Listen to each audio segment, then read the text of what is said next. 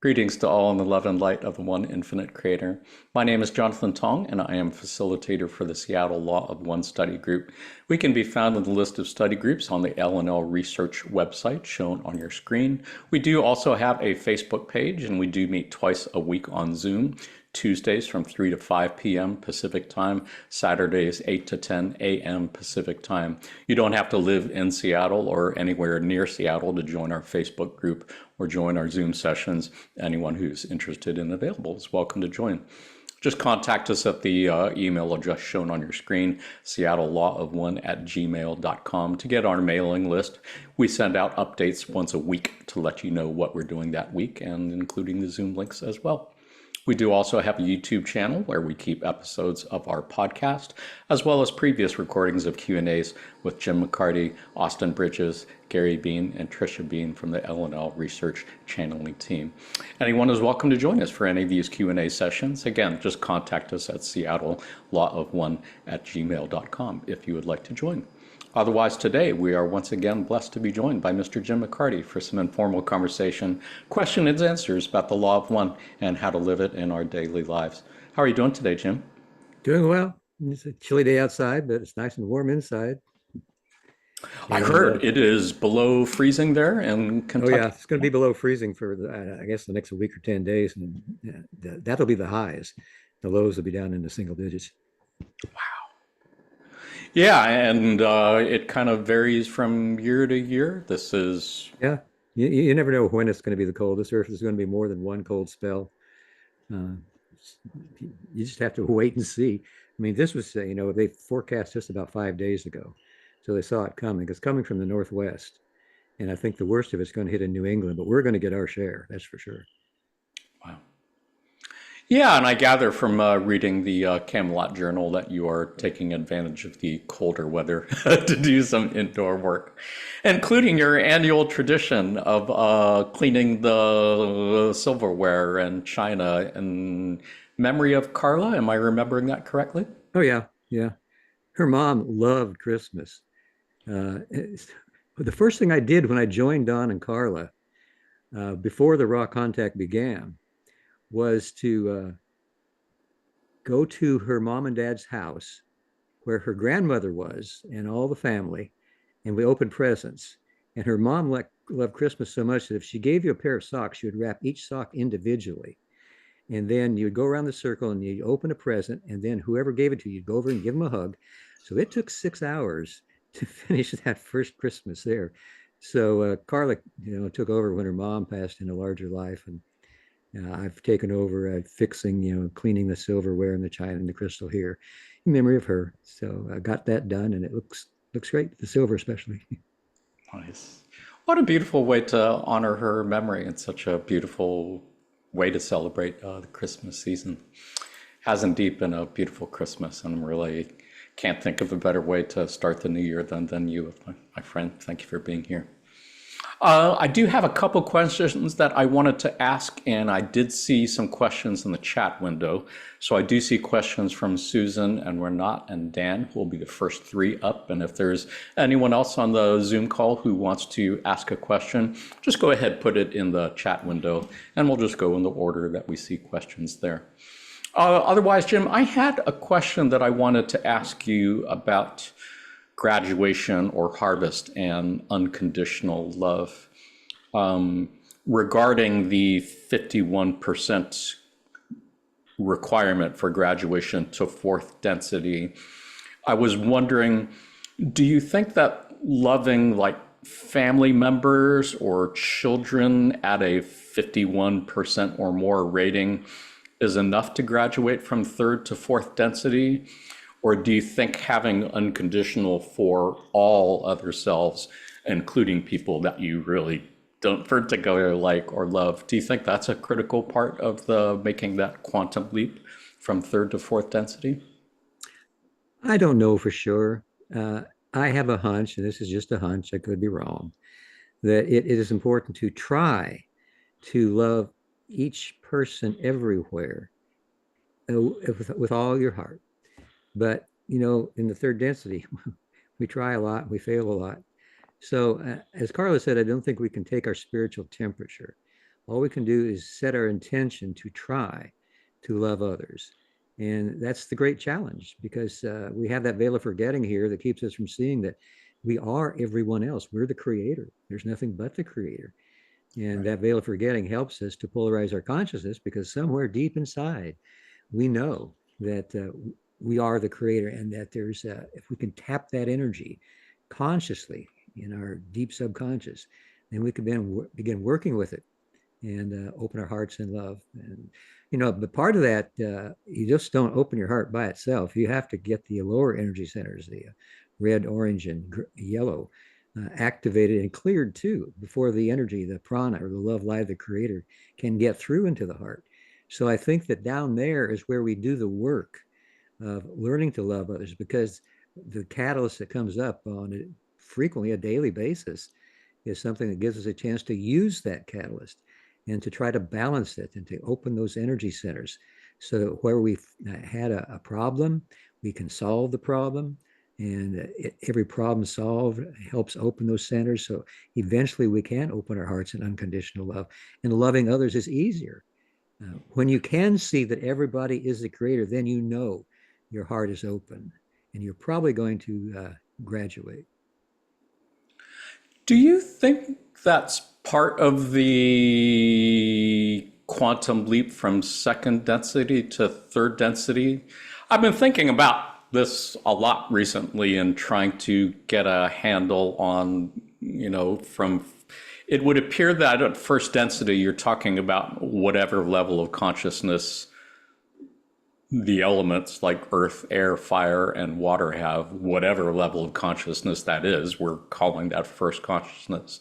And then if second density is the density that animals and plants have, then I can see this quantum leap from the consciousness that plants and animals have compared to like inanimate matter like water and fire and such.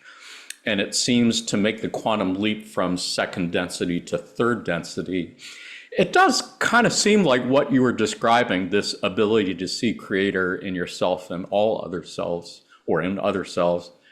That is kind of part of that quantum leap that differentiates humans and cetaceans, I guess, from lower plants and animals. Do you think that's a key part of third density, being able to see creator in yourself and or other selves? Yeah, I think so. I mean, Jesus said, love your neighbor as yourself. But first, you have to love yourself. Right, So once you can do that, then I think that's the foundation of being able to love others as well. right. And that's where the split in the two paths would come between the service to self path and service to others, right?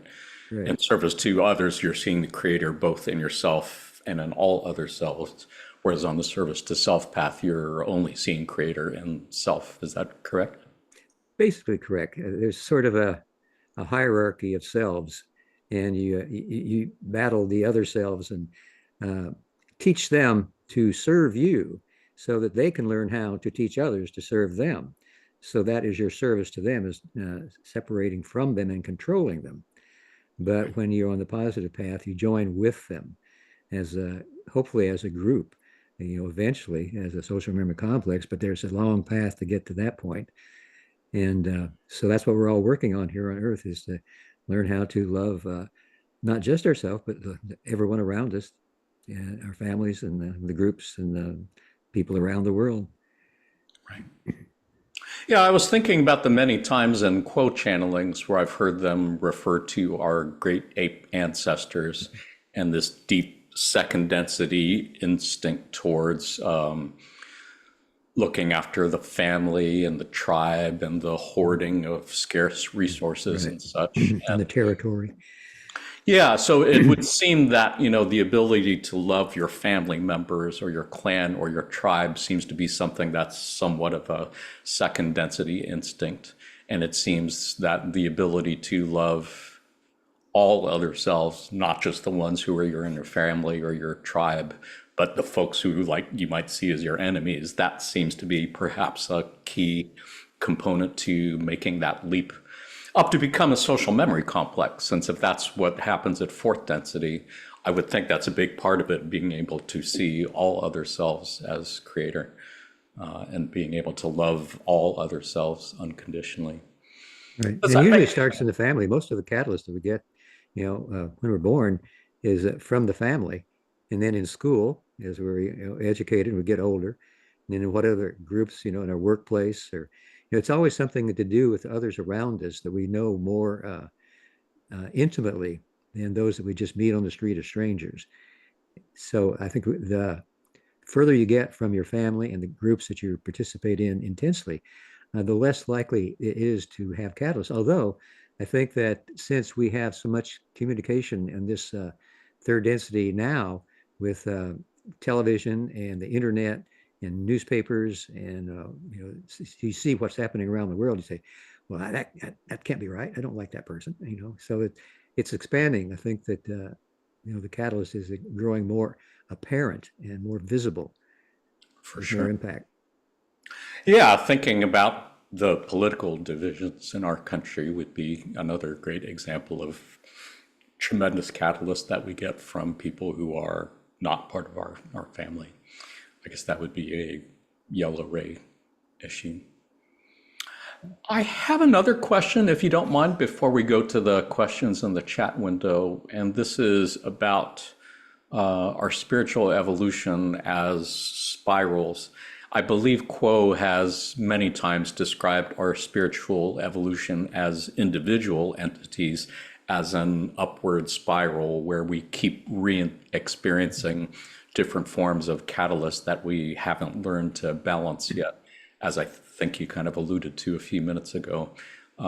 We keep seeing repeating lessons coming back to over and over again, but we're at a different place as we're spiraling upward. We're seeing the same catalyst from a different point of view, since we're a different person the next time around. Does that sound about right to you? Is that a good Oh yeah, yeah. interpretation so I far? think that the catalyst that we have pre-incarnatively programmed does keep coming around and around at a higher and higher level, or a more and more intense level, so that we can learn the different facets of it. It's like it's a jewel that gives us a way of learning more about ourselves and more about how to open our hearts in unconditional love. So, it's not a one and done thing. Carla always said, I have to keep your lower energy centers clear, work on them, on a daily basis, because it's not that easy to live in this third density illusion. There's No. so much seeming separation and anger and hatred and so forth. Well, It and that seems leads very to, real here. for sure, and that leads to the actual question I had, which is, do you think the same can be said for our incarnations as a collective entity? Like, do you think it would be fair to say, for example, that as humanity is ending our third density spiral and beginning our fourth density spiral, do you think it would be fair to say that we as a collective are being forced to confront catalysts that we as a collective have not learned how to balance harmoniously? I'm thinking of all the issues involving what we would refer to as racism or sexism or homophobia or nationalism or any other apparent division thing that separates us rather than unifies us. Do you think that we as a collective are kind of going through a similar process? Oh yeah, I definitely think so. I think though the real work is for each of us as individuals to use the catalyst that is right around us, like I said, in our family, our workplace, and the community. And then when the larger affairs of, like you were saying, sexism, racism, and nationalism come up, then we have some experience with how to open our hearts in unconditional love, to see others as ourselves, as we've been able, hopefully, to do in the smaller communities of a family For and a sure. community. For sure. Yeah, again, this is something I've been thinking about and reflecting on for a few weeks now. And I guess I had a follow-up question. As a corollary to that, just as individuals, we tend to re-experience things that left deep impressions on our subconscious. Do you think it would be fair to say that we as a collective now are also being forced to re-experience large events that left deep impressions in our collective subconscious, like the destruction of Mars and Maldak and Atlantis, the rise and fall of the Roman Empire, Nazi Germany and World War II, slavery and the Civil War. These all seem to be really big events that left deep impressions, I think, in our collective subconscious. And as I look around and see what's happening in the world today, to me, it seems a lot like we're kind of re-experiencing those things, as if we're being given one more chance maybe to make better decisions than we did last time. We're coming around the spiral again, seeing if we can make better, more service to others decisions, for example. Yeah, definitely. I think that happens for us. It happens for us as individuals as we learn how to deal with those traumas of childhood that we may have experienced. And then as we get into the larger groups, for collective, there's probably things of in the memory, the racial memory and the planetary memory from other planets, like you said, Mars and Maldak, here, Atlantis, Lemuria, whatever, that are opportunities for us to use that remaining catalyst to grow spiritually as groups, as we are hoping to grow spiritually as individuals. So it's a reflective process that continues on and on, spiraling, as you say, to give us more opportunities for spiritual growth and opening our hearts in unconditional love. Really fascinating thing to consider, and I only really kind of started thinking about in recent weeks. But again, if we are to become a social memory complex, then it would make sense that we as a collective are kind of going through a similar evolutionary process. Oh, yeah. And yet, like you said, it really comes down to each of us, how we deal with those catalysts as individuals. That really determines, in large part, how we deal with it as a collective. Which is a beautiful and empowering thing, I think. Yeah, Oh, yeah, go ahead. No, I was just agreeing. I said, yep. Yeah, thank you. Thank you so much. And thank you for the time, as always, hanging out here with us. I did see some questions in the chat window. So, Susan, I saw you had a question first. Would you like to go ahead and ask Jim your question? Yeah. Hi, Jim. I was wondering, we're starting a study on the archetypes. So I was wondering generally if you have words of wisdom for this, but also more specifically, have you used this for, my understanding is it's for understanding soul evolution. So do you have any experiences with it or ideas on how to approach using it for soul evolution? Actually, I have not used it for soul evolution in a conscious fashion, trying to use each of the archetypes. I'm aware of the purpose of the archetypes as being to give us a general description of the nature of our spiritual evolution, of mind, body, and spirit. And each of those has the divisions of the matrix, potentiator, catalyst, experience, significator, transformation in a great way. So they're all steps along the way that we take. And I think that most of us, and I'm one of those, do that probably not on a conscious level, but on a subconscious level. That I think it's a way to enhance our evolution. But it took me a long time. Excuse me, Bosco. My cat's joined here. Is that Bosco? Took my earbuds off. Is that Bosco? That's Bosco. Oh, yeah. Hey, He Bosco. likes to sit in my lap, but he's been coming and going here so far this morning. Back to what I was saying. I think most of us, I wasn't using them and haven't used them in a conscious fashion because I just haven't felt called to do that. I feel like that's the most difficult and complex, repeating myself, information that we ever got during the raw contact. And I do like to go back to it now and then when I have a chance to look over some of those concepts because they are really powerful. And the more I look at them, the more I think, well, I see what's being said here. Maybe I should work on this a little bit more, but I haven't really done that much. I know about them. I could recite various things about them, but as to actually putting them into use and getting a recognizable result as for using them, I have not done that. Yeah. Go ahead. Go ahead, Susan. I do have a follow-up question. So, um, it, understood, and thank you for that. Is there any particular one that comes to mind more than the others that just kind of perhaps speaks to you a little bit more? Actually, two of them do. The matrix of the mind, the magician, and the potentiator of the mind, the high priestess. I think the conscious mind of the magician, the subconscious mind of the high priestess, is probably the most important, as far as I can tell, of the archetypes, because it is what we deal with on a daily basis. We're always looking at our catalyst, what's happening in front of us, in a manner that is pre-incarnatively chosen and biased by the potentiator of the mind, so that we can look at a situation in a way that gives us the greatest opportunity to use it. Another person with different programming would probably not see a situation the same as we do. And I think that's probably why there are so many differences around, by the way people perceive whatever situation is happening in their home, in their community, or in the nation. So I think that those two, I really, those two I have studied, so that I feel like that is very important to me. And I think the potentiator of the mind is probably the most important that could be, because there is no veil for the potentiator, our subconscious mind. The high priestess knows everything about the nature of reality, everything about the pre-incarnated choices we've made, and how to help us along our spiritual journey. So I think that, those are the two most important for me.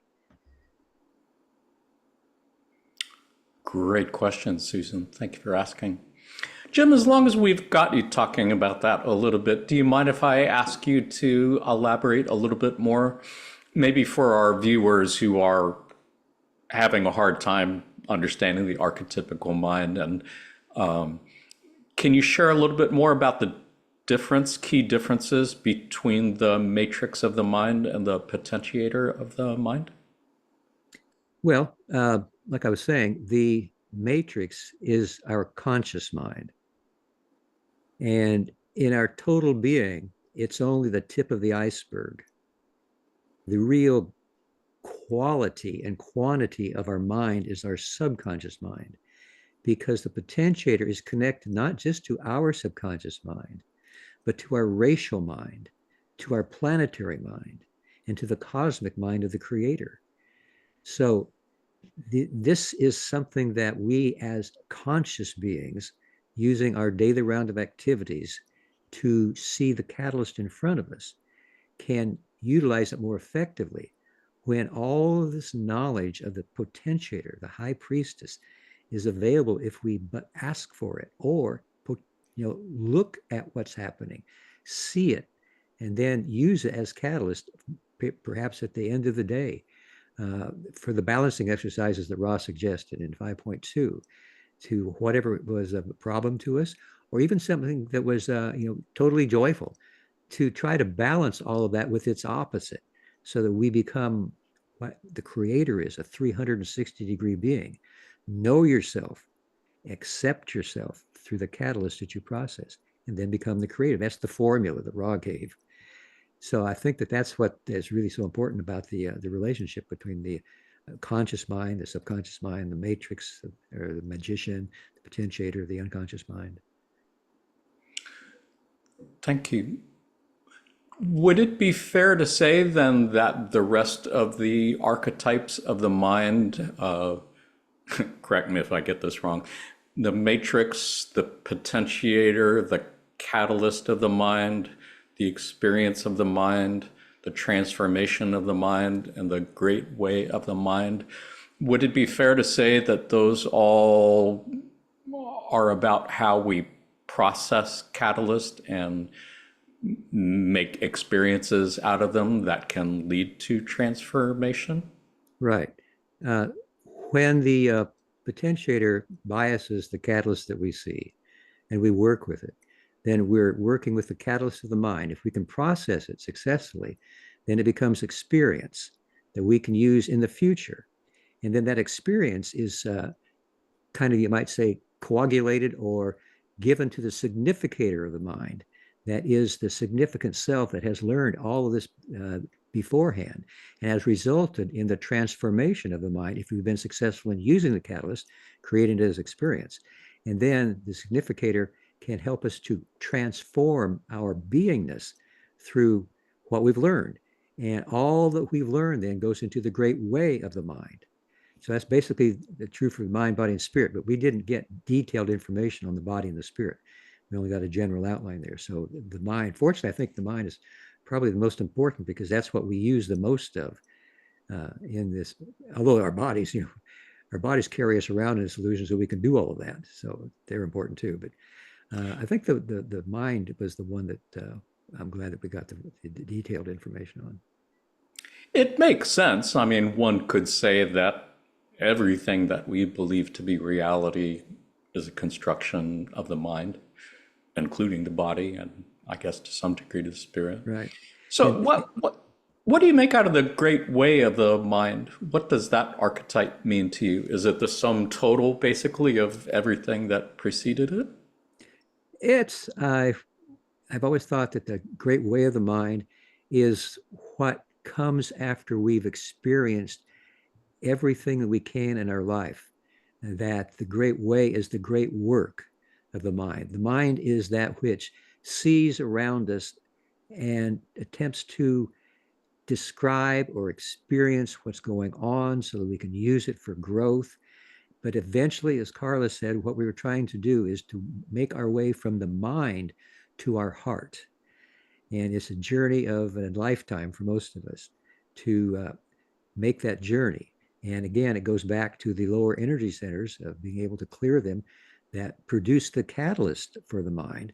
If we can use that catalyst well and balance it, then the experience develops and so forth. It just keeps going like that through everything that we experience in our lives, all the catalyst and the chances for growth.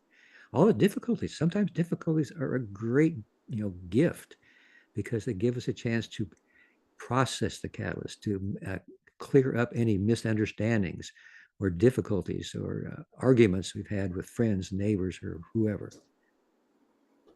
Nice. Yeah, thank you for giving us some insights into that. And thank you for everyone who's been able to follow this conversation all the way through.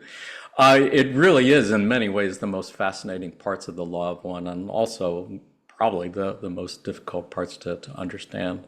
In conclusion, Jim, would it be fair to say that one doesn't really need to understand the archetypical mind in order to graduate and progress? Oh yeah, definitely. No, it's not a requirement. That's graduate school. If you want to get a PhD in the third density, then you can do that. For sure.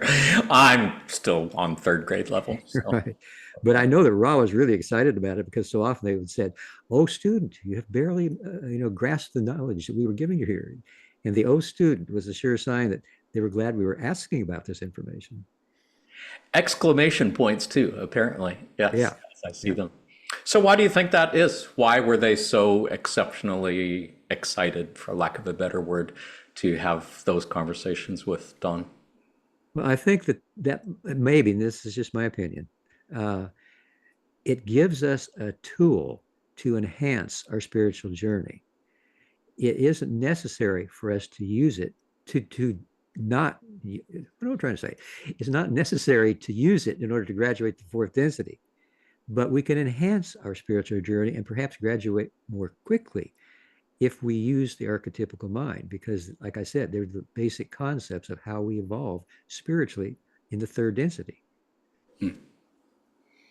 Yeah, many times in discussions, I've kind of used the metaphor of a roadmap to get from one place to another, or like the programming software for a video game. It's like you don't really have to understand how the programming works to play a video game. Right. But if you do understand the programming, that can give you some shortcuts and some advantages that can help you progress Right. quickly, perhaps. Would that be a fair metaphor, do you think? Oh yeah, perfect. That's good. Well, thanks again for the great discussion. And viewers watching this, if you're still watching this, I hope you have gotten some valuable insights to help you accelerate your own spiritual evolution, if that is of interest to you. Renat, you've been waiting a long time to ask your question. Thank you for waiting so patiently. Would you like to go ahead and ask? Sure. It was a very studious waiting. Is that a word? Studied a lot. Yeah, I'm nervous and excited about the study group about the archetypes. It's somehow difficult to comprehend. So I'm very glad it's not a prerequisite for graduation.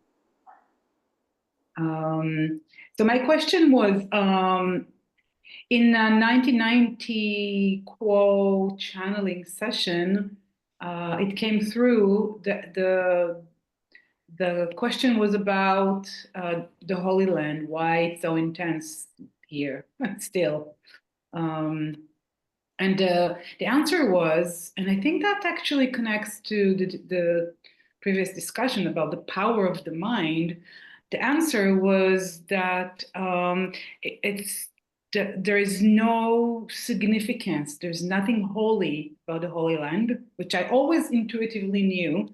But there's so much going on here still because for generations, for thousands of years, many people, crusaders and such, gave it the meaning. So, I imagine it was just a piece of land, and for some reason, people were attracted here. So there was something here, but nothing holy. And the meaning inflicted on this region gave it the meaning and the intensity. And I do know that some entities previously who previously destroyed their own planets and such were sent to the Middle East or invited or whatever. I'm just so my question is, this was just a little introduction. My question is, do you have any insight as to how to put all this information together? Do you have more information to clarify, or how do you think I can, wrap it around my head and understand, this place I was born in, I was away from with resentment for 30 years, and now I'm back here dealing with the intensity, and I have all this extra knowledge now with the law of one, and I wonder, other than just being and trying to be the best person that I can and really radiate positivity as much as I can. I'm just trying to be more of service. And I thought maybe if you have more understanding or clarification for me, it will aid my service. I guess that's what I'm trying to say. Aid your service because you are in what's been called the Holy Land, or have been a part of all the problems that have been there for the last many years. Yes. Okay. I feel, yeah, I just, because, when I lived all those years away, maybe I wasn't ready, or I just didn't feel so, I can help, I can be of service. It was, so I guess you can be of service from anywhere, but I feel that coming back here 2 years ago was not a coincidence that I felt this calling, and then, the shit hit the fan. Was not a coincidence that I was readying myself, that it was in my soul contract or whatever. So now that I have more knowledge, yeah, whatever you can offer, and if there's nothing else you have to say, that's fine too. Because I know from Kentucky, thinking about constant war and craziness is, it's a bit abstract. It's a lot of catalyst, and catalyst is what we all use to grow. If we didn't have the catalyst of difficulties between each other at various levels, we wouldn't have a chance to grow. So I think you're living in an area which gives you a great chance to grow, to open your heart in unconditional love to both sides of any war, anywhere, because this is something that's been going on planet Earth for such a long time. And I don't think most people realize that the bellicosity, the war nature that is always within us ourselves. We feel it in our homes sometimes, in our, like I was saying before, with our communities. This difficulty that can become anger and miscommunication and escalate into wars gives everybody a chance to grow.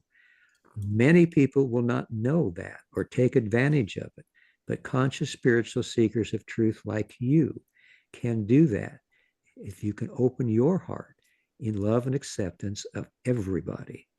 That's the trick. That's the game changer. And that probably is why you came back to live in Israel. Yeah, good luck to me, you say. I understand. Yes, it's hard. Yes, yes, to look at people who I know think very differently from me, who might see me as really seriously the other, and still accept them. That's hard. Yeah. But that's my challenge. That's my lesson, I'm saying. And if you can do it, you will probably graduate to the fourth density. I hope to go back to the sixth density. Well, if you're a wanderer, you'll be doing that too. Yeah, that's another question, how that goes. But yes, if we have time, then maybe, the idea of the next density here is the fourth, but if we didn't come from the fourth, from the sixth, where do we go? But I'll leave that for now because there are other questions, I guess. Why don't you go ahead, Renat? I see Dan has a question, and I didn't see any other questions in the chat window, so I think we have time. Did you want to go ahead and ask a separate, perhaps related question? Yeah.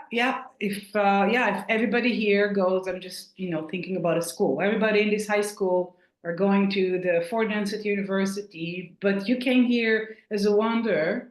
I don't know that I am, but we know that there are wanderers. If a wanderer came here to help the students of the high school to graduate into university, and they have graduated, and moved on, where does that entity go?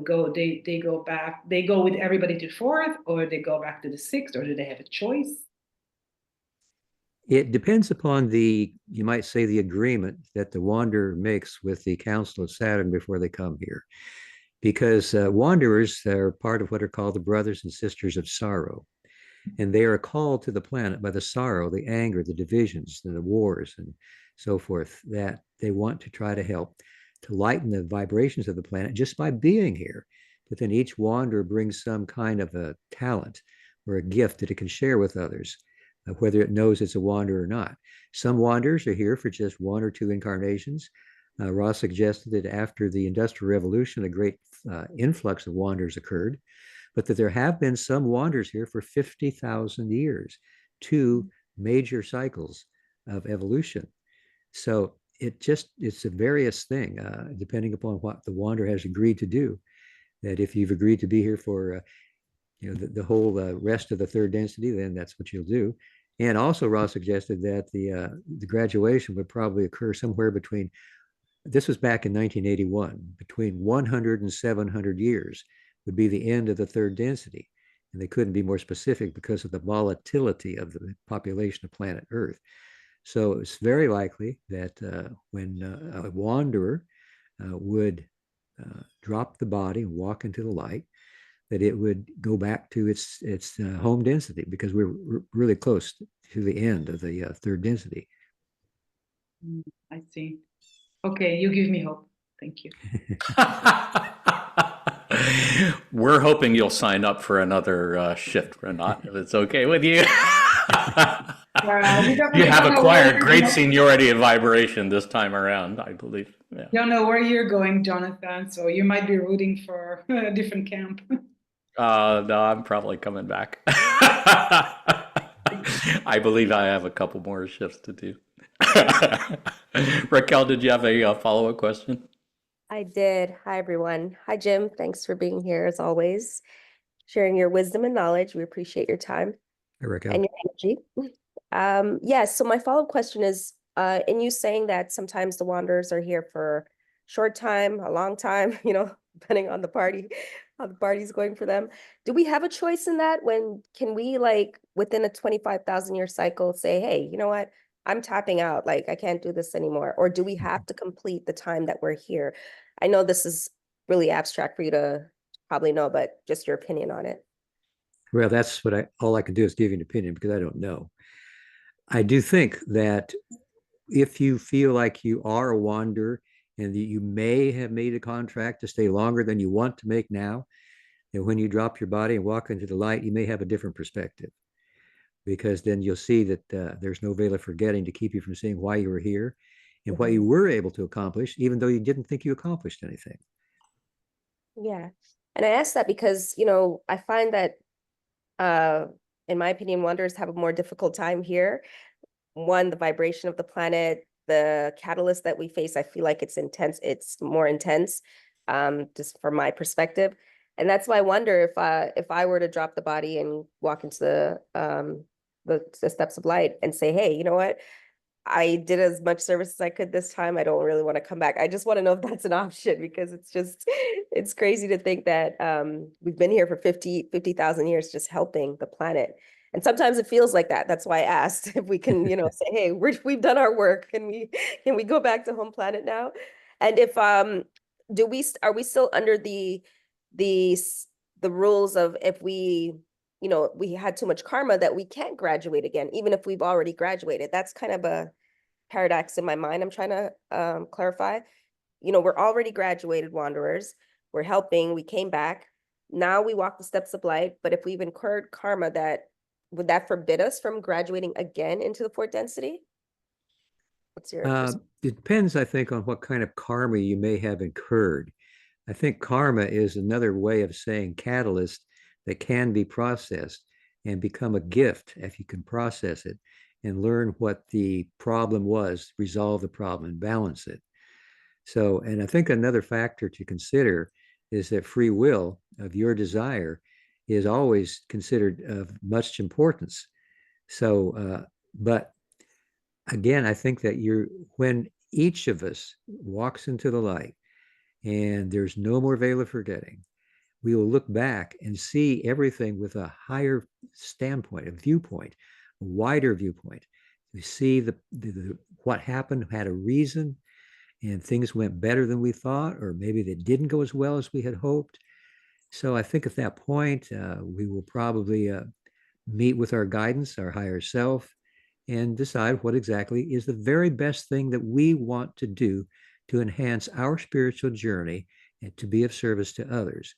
And that I think it will be a consensus reality that, like I said, that our free will always will be respected. And so I just think we need to wait until we, walk those steps of light, pierce the veil of forgetting, and take another look. No, I agree with you. And that's, I feel like I'm already doing that here. So I could only imagine when I have that even more expanded perspective. So Oh, yeah. thank you so much. It was your service that helped me to get that wider perspective by, the raw contact coming through with Carla and Don. So your service here has been, it's helped so many people. So thank you, Jim. Well, thank you, Raquel. And Pete cannot say that enough. I did have a follow-up question about the steps of light. Do you think it would be fair to say, Jim, that as one is walking the steps of light and walking into increasingly intense light, would that be fair to say that you're walking into fourth density light and fifth density light and sixth density light as far as you can tolerate, for lack of a better word, until you find your comfort zone? You could be right. I don't know about that. I know that there's a division between third and fourth that the light definitely can help us to discover.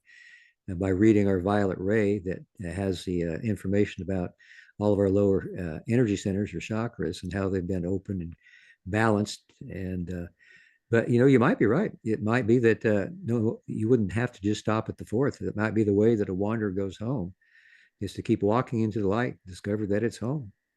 Sixth density, fifth density, fourth density, whatever.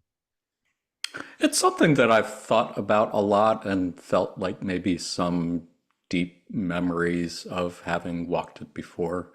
Again, I don't know. They're just intuitive feelings, but the sense that I've gotten also is that the light is like increasingly pure love, and that eventually you get to a point where the love is so pure You're just not pure enough to be able to tolerate that type of love. And as they've said, you go as far as you feel comfortable. And then when it feels like the light is too intense, you kind of stop or go back. But do you get the sense that that light is like love light, or like love that you're walking into, and increasing purity? I believe it is. Ross suggested that the entities who are providing that light are from the octave beyond this one. Right. And so I think it's about as intense as you could get if they've already been through this octave. And that's another one of the things that Ross said they were familiar with those that had been in the octave before this one and the one after. So I'm wondering, how does that work? Is that involving the eternal present moment that everything is happening at once? I just don't grok that. But apparently the light does come from those beyond this octave. Yeah. And that it never ends, apparently. One octave leads to another. It's got an infinite beginning, an infinite ending, or none ending, which is another thing, the infinity. I believe they said when you understand affinity, that's when you open the gateway to the law. Yeah. Or that's something going to be a while. Yeah, for sure. I can't even understand like a DVD player. Dan, you have been waiting super patiently to ask a question, and I saw that Curtis has a question after that too. Would you like to go ahead, Dan, and ask your question? Yeah, thanks, Jonathan. Hi, Jim. So my question feels really silly now after all these other questions, but I was wondering if pets or animals, I know they dream because I was watching my dog like sleeping and he's like barking and kicking his leg, right? So he's chasing something or whatever. But, then I was thinking and wondering your thoughts of, do animals, do they have a higher self? I forget about that. Do you think they do some soul work to their dreams, or it's just more of like a primitive thing? Thank you. I've noticed my cat has some, looks like might be having dreams too, head twitching around, or feet moving. I don't think it's impossible at all. I mean, during the Raw Contact, Ra mentioned that Gandalf was a mind-body-spirit complex, which suggested that it had already become a third density being, or would be when it dropped its body and walked into the light. So I think that this is probably something that can occur when we develop a relationship with our pets, that of open-hearted love. And that love is reflected back to us as they become more devoted to us and closer to us. And that love creates a bond that would allow them to do things like you mentioned, have dreams that might be helpful to them. And then when they drop their bodies and walk into light, they are a third density being. And that's what I think, Ross said that that's the way a lot of second density beings make it into third density. So I think a lot of pets are making it into third density these days. What a great question, Dan. Appreciate your asking. Did you have a follow-up on that? I see Tim has a follow-up question. Did you have a... No, thank you. Thank you. That was beautiful. Thank you. Thank you. You're welcome. This was Gandalf the cat, by the way, not Gandalf the Lord of the Rings character. Oh, yeah. In case any of our viewers weren't up on the history. Yeah. Jim has had, how many cats have you had over the decades? Well, Carl and I had 19 together. And then I inherited some cats from a friend of mine. So I've had about 6 or 8 more. Still have 2, Bosco and Benny. Benny's a feral cat upstairs. And so she's easy to take care of, just feed me and go away. But I always talk to her and tell her how much I love her. And thank you for pooping, and thank you for eating. I appreciate you. You're a good girl. I'll see you tonight. So sweet. Thank you. Tim, did you have a follow-up question on this? Yeah, I work with dogs and cats, and there's definitely like a personality behind dogs and cats. I know some probably are further along the journey of becoming, third density, because some are more simplistic, want to just fetch the ball or whatever, and others, when I look behind their eyes, I see someone there.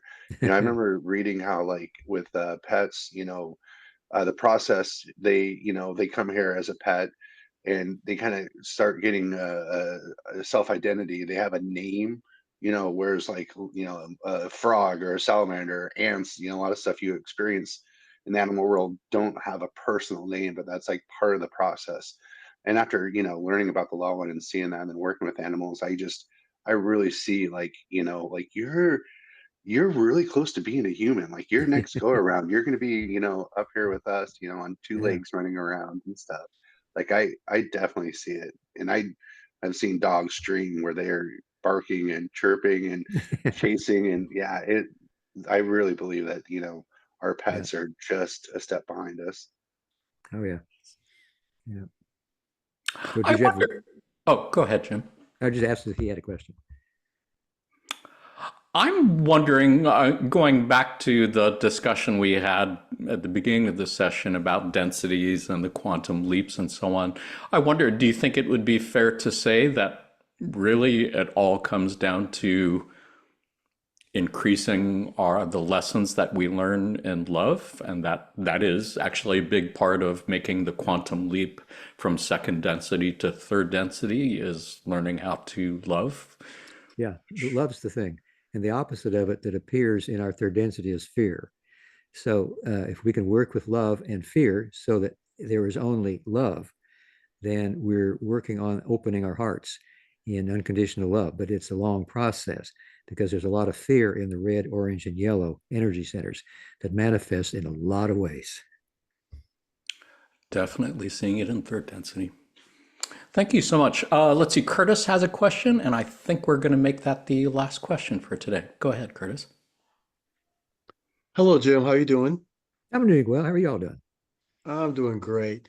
My question is about the indigo children that was mentioned in Law of One. And I think these children are also called dual activated. Um, what do you think they're here for? And are they here to help with our evolution? Yes, I believe they are definitely here to help with our evolution. They've already made the graduation on another third density planet. They have chosen Earth to be their fourth density planet. And they're here especially because they see all of the difficulties that we're having on this planet as great opportunities to be of service, because they want to help resolve those difficulties. They've had the practice of doing that on their home planet, and they want to come here and help others to join them in the fourth density here. So these indigo children or crystal children are, I think they're more numerous in the world today. And I hope we get more and more of them. We need their help. And they'll help form another fourth density planet here on Earth. That is the hope indeed. Did you have any follow-ups on that, Curtis? Like I saw a post on your Seattle Law of One about the telepathy. That's who I think. Tapes. Yes. Yes. I believe those children are indigo children. The autistic children? Yes. Oh yeah, I've listened to a couple of those podcasts, and that is amazing. I think they are. We had years ago, I think in 2018, we had a question that was asked us about autistic children, and the reply was just basically what you said, that they're here with another way of being, another way of being of service that is advanced to what we have here, and that they're just amazing. It blew my mind. I think Austin gave me a link with 13 different podcasts, and it's incredible. It's just incredible. Yeah, for our viewers who are not familiar with this, it's called the Telepathy Tapes, and apparently it is the #1 podcast on Spotify and Apple Podcasts these days. I have not listened to a single episode, but I've been hearing a lot about it, and it definitely seems to resonate with the Law of One. Well, apparently they can read their parents' minds, and they are absolutely 100% accurate when they're given tests. And they also can meet together telepathically at different locations. And I mean, that's fourth density for sure. Absolutely. Yeah, what a beautiful, inspiring thing to hear. Thank you so much for sharing that, Curtis. Raquel, did you have a follow-up on that? Yes, I did. So my son, I believe he's one of those children. He's dual activated. He's severely autistic. Doesn't communicate verbally, but has been communicating with me telepathically for years. I've mentioned this before I even knew about the telepathy tapes or podcasts.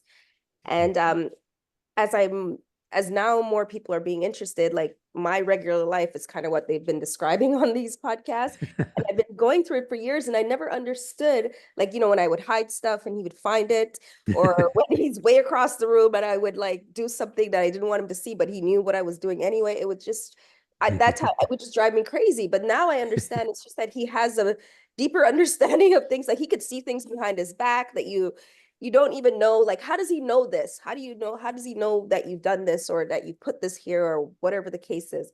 But one of the things I'm realizing about my son, and I've said this before I knew what was going on, was that he's communicating with somebody, is collective, somebody out there. And I didn't know, I thought I was just saying that to say it, but even my daughter would say it, like, because he would just stay by the window and it's like he was just zoning out. By the way, he's fully in his inner world. He doesn't really want to be a part of this world. And that's where I'm having, like, I'm trying to understand if they're here to help with the fourth, the transition to the fourth density, but he's completely in his inner world. Like he doesn't really want to participate in this world. It's almost like he's like, this world is not real. And my world, I have to cultivate it and keep it, I guess, real to him. And then I find I feel like he's communicating with others of his collective. And I said this years before I even knew any of the law of one. I would see him just by the window, like, looking out, making sounds, doing different things. And I'm like, who is he speaking to? Like, who is he connecting with? And so He's here for fourth density, not for third density. Yeah. So that's why I wonder, like, their inner world is what they're trying to keep intact, but it's almost like they've rejected this third density world. Yeah. That's what I've been experiencing. Thank you, Raquel. Curtis, one more follow-up? I think that the children meeting and with their minds is the beginnings of a social memory complex. So that's what they're doing, is they're able to communicate. And if we eventually evolve where we can do that, we wouldn't have wars because we would understand each other more. Oh, is that why you think that way? I never looked at the perspective in your eyes. And that's what's happening. And they're showing us the way, and it's like, look what they're doing. They're able to communicate so they can share love a lot better than we could, because we always hold back a little bit. For sure. Yeah, thank you so much for sharing that. Thank you, everybody, for your questions. Let's see, Jim, if it's okay with you, we are pretty much near the end of our time for today. And I did want to have you take a very special pop quiz for today. As you all know, pop quizzes are just something we like to do at the end of our podcasts and these Q&A sessions, just to kind of end with a little bit of fun and levity and laughter, and maybe even learn a little bit something about pop culture that can help you in conversations with normal people. So as I'm sure you, Jim, know, and everyone else in the United States knows, January 20th this year is a very, very special day when we will be celebrating a very special person. I'm referring, of course, to the Reverend Dr. Martin Luther King. In session 34, question 10, Ra famously referenced Dr. King in saying, "This entity dealt in a great degree with rather negative orange ray and yellow ray vibratory patterns. However, this entity was able to keep open the green ray energy, and due to the severity of its testing, if anything, this entity may be seen to have polarized more towards the positive due to its fidelity to service to others in the face of great catalyst." Today, I'm going to ask you 3 multiple choice questions about this very special entity who I'm guessing was a wanderer and who almost certainly graduated to 4th density, if not beyond. Let's see how many can get correct. If you're watching this on video, feel free to say your answers out loud. We can hear you through the screen of your computer, TV, or phone. And as always, the points don't matter. If you had fun, you won. If you learned something new about Dr. King, you won as well. Are you ready for your first question, Jim? Sure. All right. What was Martin Luther King Jr.'s birth name before it was Martin Luther? Was it A, Matthew, B, Marcus, or C, Michael? Well, I'll guess B, Marcus. Marcus is a good guess. It seems about right. The correct answer, in fact, is C. Well done, random person watching on video. Got it right. I didn't even realize this until I was writing the pop quiz, but Martin Luther King's father was Michael King Sr., and he was also a very well-known pastor in the Atlanta area. And in 1934, he took a big world trip around the world to Rome, Tunisia, Egypt, Jerusalem, and Berlin for a big meeting of the World Baptist Alliance. And it was there that he gained a great respect for the German monk Martin Luther, who famously posted the 95 Theses on the door of the Catholic Church, leading to the Protestant Reformation. So when he got home, he changed his name and the name of his then 5-year-old son to Martin Luther. Interesting. Michael King just doesn't have the same ring as Martin Luther King, does it? Yeah. Martin Luther King's birthday is actually January 15th. We just celebrated on the third Monday of the month, but our Raw Contact began on his birthday. I've always really, really enjoyed that. I did not know that. What a great fun fact to remember. I will have to put that into a pop quiz in the future. Thank you for sharing that. Yes, it happens to be on Inauguration Day this year too as well. So all sorts of great catalysts coming. Are you ready for your second question? Okay. How old was Martin Luther King when he entered college? Was he A, 15, B, 16, or C, 17? I'll go with C, 17. 17 is a good guess. Correct answer, in fact, is A. He was 15. I was going to go with it, but I thought that's too young, but I'm not surprised.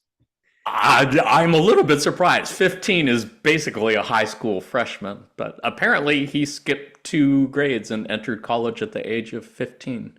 Went to Morehouse College, a great historically Black university. Graduated in 1948 with BA in sociology at age 19. Do you remember where were you at when you were age 19? What were you doing? Let's see. Was that the wilderness school thing? No, I believe that I was in teacher corps in Gainesville and Jacksonville, Florida. Wow. And that was no. I was in college. Yeah, I was in college at, it was then Kearney State College. Now it's the University of Nebraska at Kearney. Yeah, and 19, I would have been a freshman. Yeah, so I got that wrong. Wow. Too many years for it. What did you get your degree in? My bachelor's was in business and economics. But then I decided to come back. I didn't want to go either direction there. I came back and got another degree in sociology. Wow. And then when I went to teacher corps, finally made it to teacher corps, I got a master's degree in elementary education. Wow. Big turning points for you, I imagine. Had no idea what the future was going to hold for you, did you, at that time? No. Are you ready for your last question? Okay. Martin Luther King was a big fan of what science fiction TV show? Was it A, Lost in Space, B, Star Trek, or C, My Favorite Martian? I'm going to say B, Star Trek. B is correct. Yeah. Did you know that, or were you just guessing? I'm batting .333. Still pretty good. In major leagues, that would be some pretty good numbers. Yeah. Did you know that, or were you just guessing? I was guessing, but I just had a hunch that he would really have liked Star Trek because it was it had spiritual qualities to it. You know, the free will concept and evil and good doing a battle of some sort. For sure. Yeah, he called himself a Trekkie, and he happened to meet Nichelle Nichols, who played Lieutenant Uhura in Los Angeles in Oh, yeah. 1966. And apparently, the story goes, he was shocked to hear that she was actually planning on leaving the TV show. And he told her, "You cannot do that. For the first time, we're being seen the world over as we should be seen." He said, "Do you understand that this is the only show that my wife Coretta and I will allow our children to stay up and watch?" So he actually Yeah. convinced her to stay in, and she, of course, remained a great role model for so many people. Do you Don said consider? that Go ahead. Don said that he understood that Gene Roddenberry was a member of a channeling group before he started the Star Trek series, and a lot of the concepts in Star Trek came from that channeling group. Did indeed. Did indeed. I believe he sat in on roundtable sessions with Phyllis Schlemmer, who was channeling the Council of Nine in partnership with Mr. Puharich, Andrew Puharich. So, Jim, do you consider yourself a Trekkie? I'm sure I've asked you this before, but I forget. Did you watch much Star Trek? Yeah, Carl and I like to watch Star Trek a lot. Back when the Star Trek first started, I think in '63 or so, they took it off the air very shortly thereafter. And there's a lot of people, including Carla, that wrote in and said, "Bring that back." So eventually it did, and we enjoyed watching it. Yeah, me too. So much. Jim, I want to thank you so much for joining us again and dedicating another hour of your valuable incarnation time to hang out with fellow seekers. It's been a joy as always. Love you much and appreciate it. Did you have any last thoughts, reflections, wanted to share with folks before we say goodbye? Well, I just cannot thank you all enough for your questions. It's always so inspiring to hear what you have to say. I've every time I come here to be a part of your question and answer session, I think they can't do better than they did before, but every time you do. And thank you, because it helps me to open my heart even more to you, to your question, to the world around me. We help each other grow as seekers of truth. When we have questions for each other, we get together and we try to figure out answers. And we need each other. We need each other to to round out the process, to become a one more facet on the jewel of our hearts, opening to everybody on the planet. So thank you so much. I love every one of you. I look forward to our next gathering. Hope you have a great rest of your day. Love you so much, my friend. Thank you for helping us open our hearts this way. Cannot think of a better way to celebrate the beginning of a new cycle around the sun, as it were. Yeah. Thank you for all you've done and continue to do in service to others. And thank you to all our friends at L&O Research for all you've done and continue to do in service to others. Thank you all for joining us on the Zoom call today. Wasn't sure if we were going to fill out the hour, and yet it just went by like nothing. So thank you all for being here. Yeah. Thank you for all you've done and continue to do in service to others. And to all those who are watching this on video at some time in the near or distant future, thank you for all you've done and continue to do in service to others. We're sending your love light and receiving yours. Until next time, in the love and light of the one infinite creator. Adne, namaste.